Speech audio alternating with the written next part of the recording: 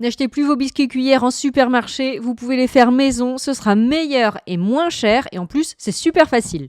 Donc pour la recette, vous allez commencer par fouetter ensemble les blancs d'œufs en ajoutant le sucre en poudre progressivement. Donc moi j'ai ajouté mon sucre en 3 fois et j'ai continué de fouetter jusqu'à obtenir un bec d'oiseau, c'est-à-dire que quand on relève le fouet, on doit avoir un bec d'oiseau qui se forme en fait au bout du fouet. Voilà, je vous montre.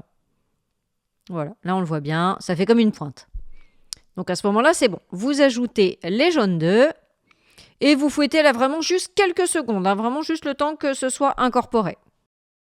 Vous allez ensuite tamiser la farine directement au-dessus de la préparation. En fait, c'est un peu comme si on préparait une génoise.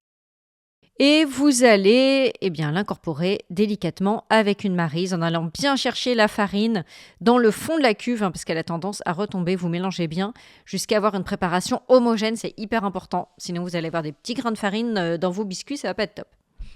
Vous placez le tout dans une poche à douille munie d'une douille taille 14 voire 16. Là, moi, j'ai utilisé une 14.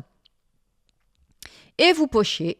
Si la recette vous plaît, je compte sur vous comme d'habitude pour liker la vidéo. N'hésitez pas aussi à vous abonner à la chaîne. Il y a plein de gens qui regardent ma chaîne sans être abonnés. C'est même la grande majorité. Et vous savez que c'est hyper important pour moi, pour l'algorithme de YouTube. Vous saupoudrez ensuite de sucre glace et vous enfournez. Vous avez toutes les quantités et toutes les indications en description sous la vidéo.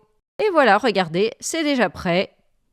Je vous assure que c'est bien meilleur que les biscuits cuillères qu'on achète en supermarché. Vous avez vu, c'est hyper facile à faire. Dites-moi en commentaire si vous voulez une bonne recette de tiramisu maison avec ces biscuits cuillères. Regardez la texture à l'intérieur. Voilà, et moi je vous dis à bientôt pour une prochaine recette. Ciao!